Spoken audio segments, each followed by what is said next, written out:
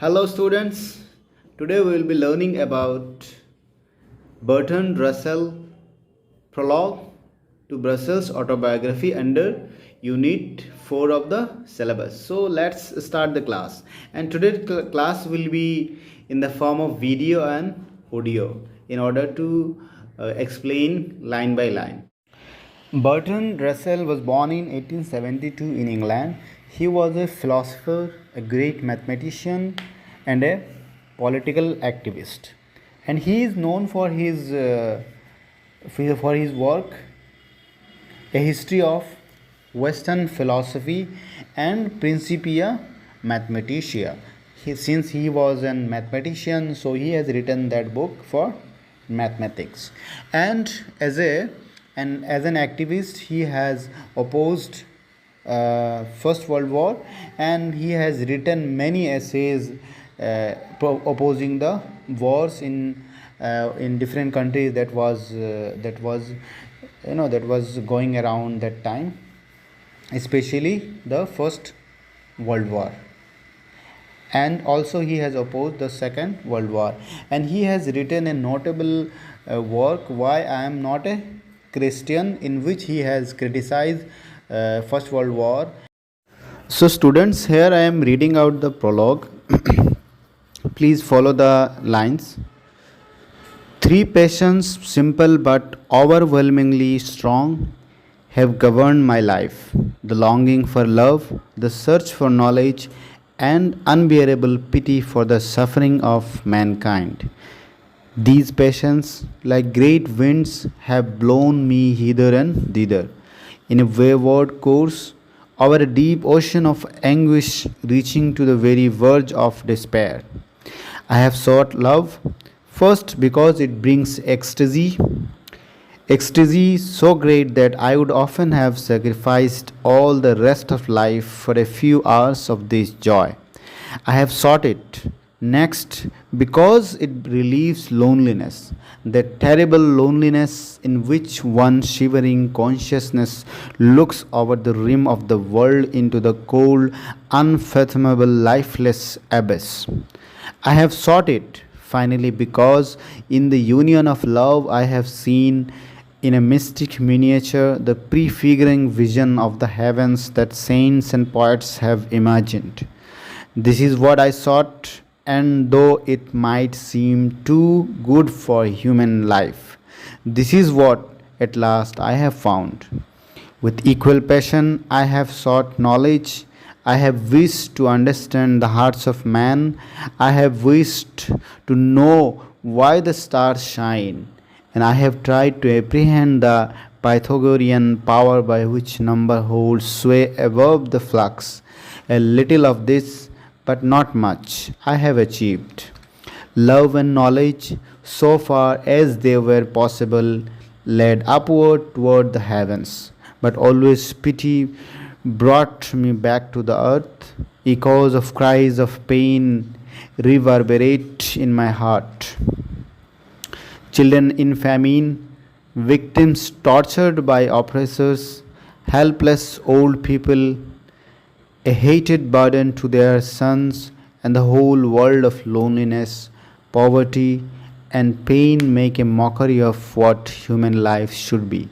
I long to alleviate the evil, but I cannot. I too suffer. This has been my life. I have found it worth living and would gladly live it again if the chance were offered to me. So students, as like any other great writers, any other great poets, Bertrand Russell, he also feel the pain, he also feel the lack of love, and he also feel the lack of knowledge, lack of understanding between human being, lack of understanding between two individuals. He feels the so he has given the importance of love, and why the love of why the he has given more emphasis on the love, because love has the quality, and the love has the quality that bring happiness in a person's life, right? And love can vanishes the loneliness, love can vanishes the banish the loneliness and the sufferings, and it can unite people, right?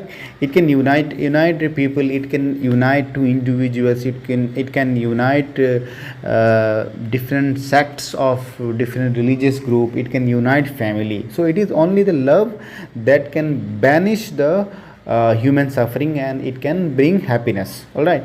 And love can be in any form: love between two lover, love between husband and wife, love between parents. Okay. Love has no limit, love is limitless. It can happen, and it can be done in any way, right? If you talk with a person politely, if you behave politely, then that is also love. Love is not limited only to male or female. It can be shown to animal.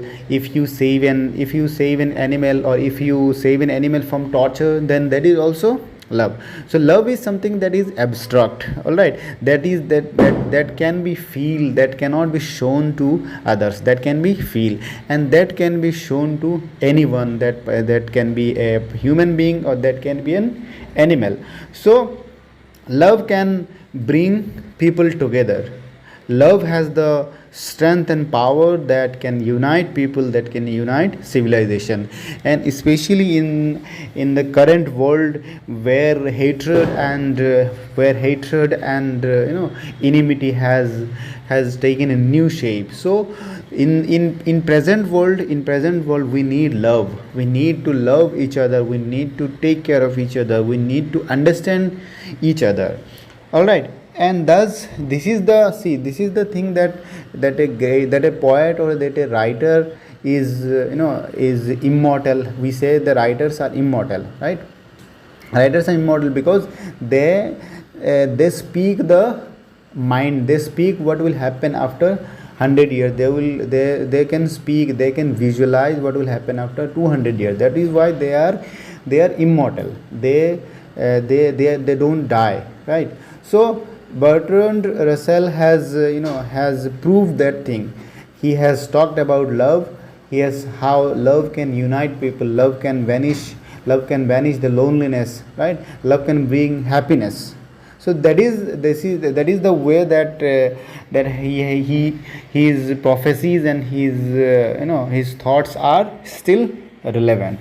And second thing that he has discussed is the pursuit of knowledge, or the search for knowledge, right? So search for knowledge. See, knowledge is something that you explore yourself, right? So searching for knowledge means exploration of yourself.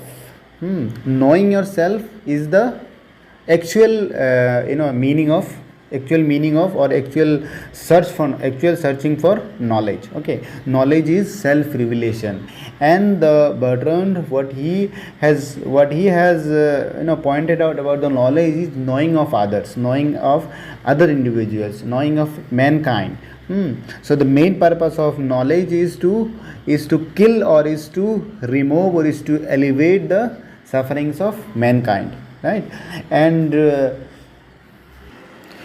it is the knowledge that you can gain the world, or you can rule the world, you can do justice. If you don't have the knowledge, then how you can eradicate sufferings, how can you do justice, how can you treat equally. So the knowledge is important in order to bring happiness, in order to bring peace in the world, in order to bring justice in the world. So the second most important thing that he has discussed is the search of knowledge. And the first one was about love, longing for love, or about the quality of love in order to bring happiness. And the last important thing that he has discussed in the prologue is about care and pity for human suffering. Right? We all are human being. We pity for each other. We feel the pain when someone is in bad condition, when someone is in suffering. So we as a human being, we must feel that. That is the main purpose of Bertrand Russell, that we as a human being must feel the sufferings of mankind, sufferings of human beings, sufferings of the oppressed. Right? we as a human being, if you don't feel the suffering of others, then there is no difference between us and animals. Yes? Why we are human being and animals don't feel the sufferings of other animals, but we human being, we feel the pain of others. We human being, we feel the sufferings of others, and we come together in order to in order to eradicate the suffering. That is the main aim of the Bertrand Russell, that we human being must together, we human being must unite each other, we must give importance, or you must share the love and care for each other, we must pursue for the knowledge, we must know each other. That is the way that we can eradicate the human suffering, we can eradicate the suffering that mankind is facing even till today.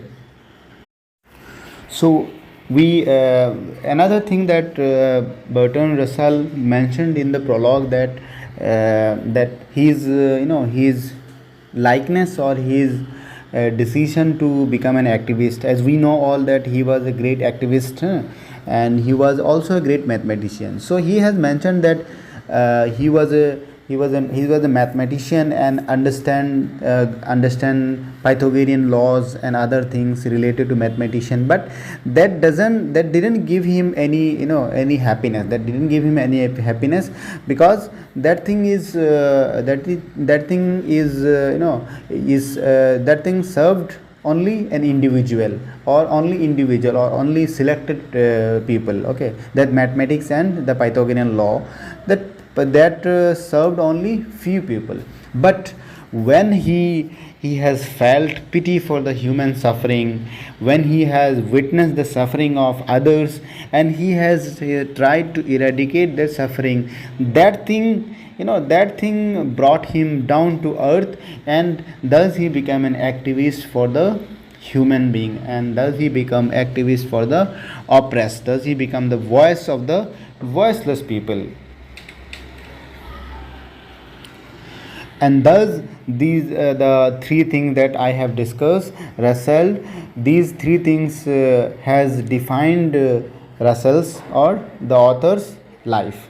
These three things has given a meaning to his life, and he has called these three things simple, right? Simple passions. But he says that it is but the intensity of these passions, or the determination through which he has pursued these passions, that has shaped his life.